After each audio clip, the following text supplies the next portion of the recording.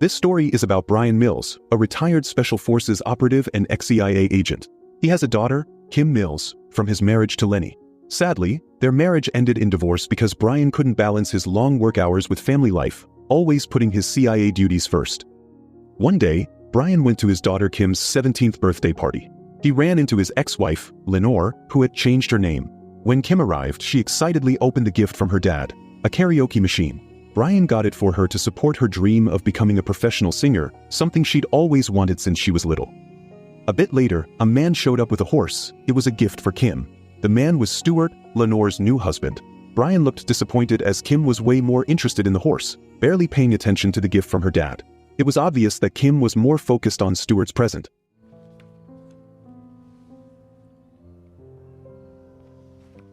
That evening, Brian's friends got together at his house to celebrate Kim's birthday.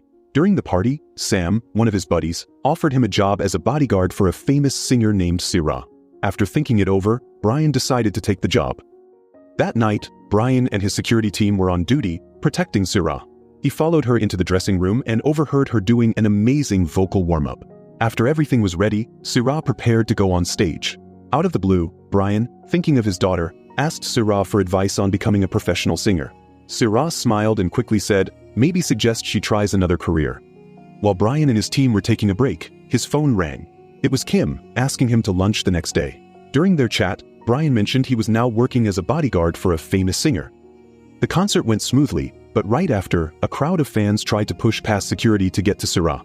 Brian acted fast and kept her safe from a dangerous situation. Grateful, Syrah offered Kim free vocal lessons, knowing she dreamed of becoming a singer. Let that gate open! Right! Go. The next day, Brian kept his word and met Kim for lunch at a restaurant. Kim showed up with Lenore. During the lunch, Kim asked for permission to go to Paris with her friend Amanda, planning to visit the Picasso Museum. Brian, being protective, was worried since Kim was still underage and would be traveling without an adult. At first, Brian said no, but Lenore kept pushing him to sign the consent form that was already ready.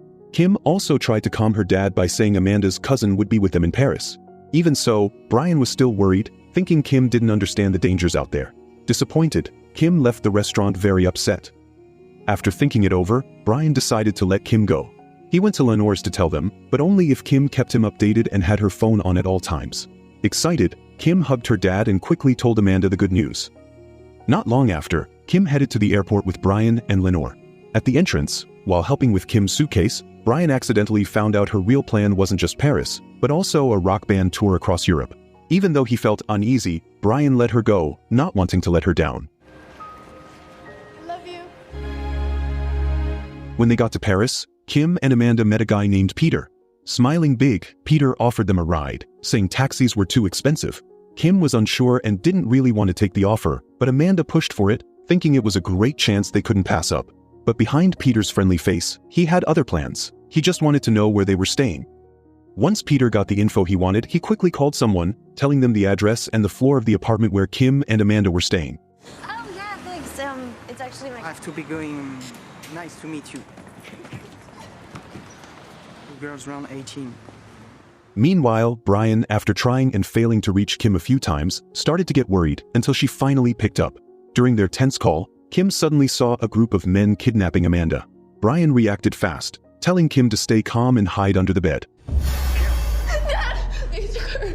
I know you are. Stay focused, Kimmy. You have to hold it together. While Kim hid, Brian figured the kidnapper would find her in 5 to 10 seconds. Suddenly, she heard footsteps getting closer. Brian told her to stay sharp and described the kidnapper to help him later. Eventually, Kim's hiding spot was found, but even in that dangerous moment, she managed to give Brian important details about the guy. I think they're...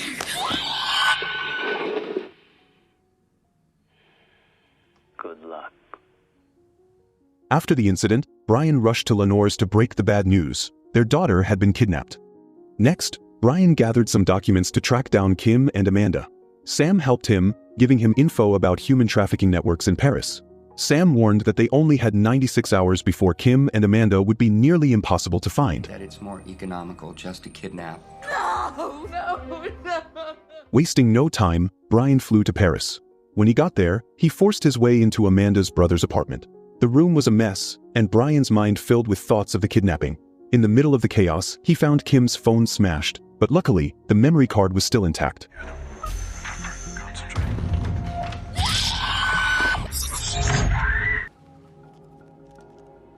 As Brian looked through the photos on the memory card, he noticed Peter's face clearly reflected in a glass.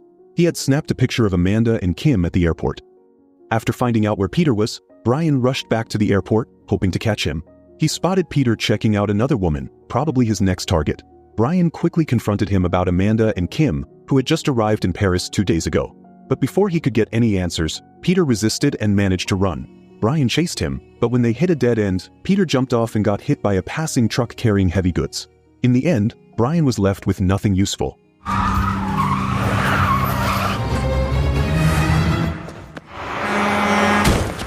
Looking for more answers, Brian went to Jean-Claude Pitrel, an old friend and ex-intelligence agent in Paris. When they met, Jean explained that he had different duties now and told Brian to leave it alone, suggesting he go home. But Jean gave him a hint. Brian should start his search at Porte de Clichy. When he got to the place, Brian disguised himself as a worker to get inside and started searching for Kim. As he pulled back the bedroom curtains, one by one, he noticed the jacket Kim had been wearing. But the woman in the jacket wasn't Kim. Curious, Brian asked her where she got it. To find out more, he decided to take her with him.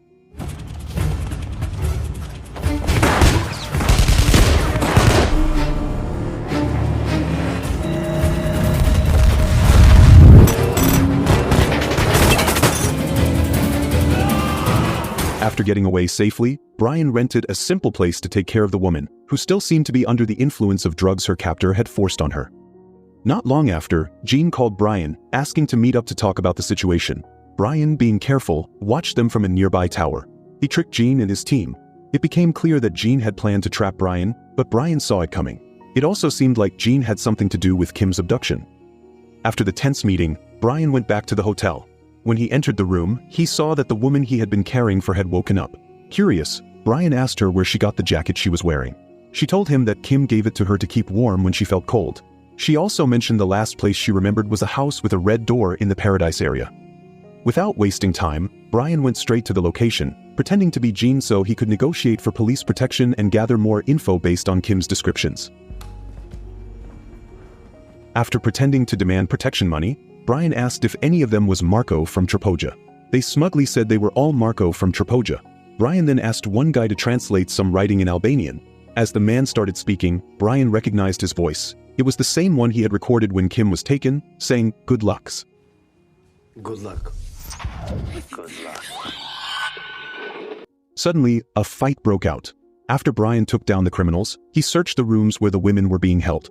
When he opened one of the doors, his heart sank. He found Amanda, but she was already gone. Brian caught Marco, who was still alive, and tied him up in a warehouse. He demanded Marco tell him where Kim was. After some pressure, Marco finally revealed that the leader of the syndicate was Patrice St. Clair. Once Brian got the info, he left Marco. Brian then went to Jean's house, where Jean's wife warmly greeted him. But when Jean got home and saw Brian, he was shocked. After taking the kids to their room, Jean went to the bathroom and grabbed a gun. At dinner, Brian and Jean had a tense talk. Jean's wife was confused by the tension, and it soon turned into an argument. Jean refused to tell Brian anything. In frustration, Jean pointed his gun at Brian, but luckily, Brian had already removed the bullets earlier. Brian firmly warned Jean that his family could be in danger if Kim wasn't found. In the heat of the moment, Jean's wife unintentionally got involved as Brian expressed his frustration. Pressured by the situation, Jean finally revealed Patrice's location to avoid worse consequences. After getting info on Patrice's place, Brian planned his next move. Inside, he saw Patrice heading into a room and tried to follow, but he lost track of him. Brian then disguised himself as a drink delivery guy to get in. In the room, Brian came across a guy named Ali, and suddenly, Kim appeared. Without wasting time, Brian pointed his gun at Ali, forcing him to help with Kim's rescue. Buy her!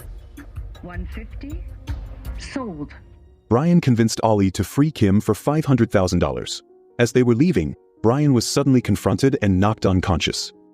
When Brian woke up, he found himself tied up by Patrice.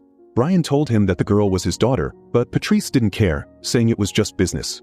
Where you are. This is a business. Patrice told his men to finish the job quietly. But as soon as he left, Brian took down the guards and broke free. He went after Patrice and managed to take him down. It's out. Please understand. Meanwhile, Kim was being taken by Ali on a cruise ship. Brian saw this and jumped onto the ship to follow them.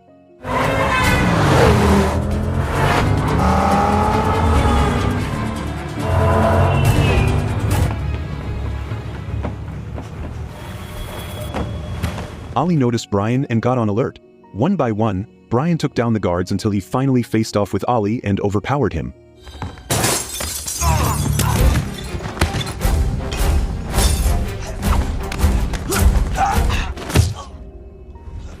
After that, Brian spotted Kim being held hostage by an older man. He knew it wouldn't be too hard. In no time, Kim was rescued and they got ready to head back home. When they got to the airport, Lenore and Stuart were waiting, excited to see them. A few days later, Brian took Kim to a special place to surprise her. He brought her to Sarah's house, the famous singer who once offered her free singing lessons.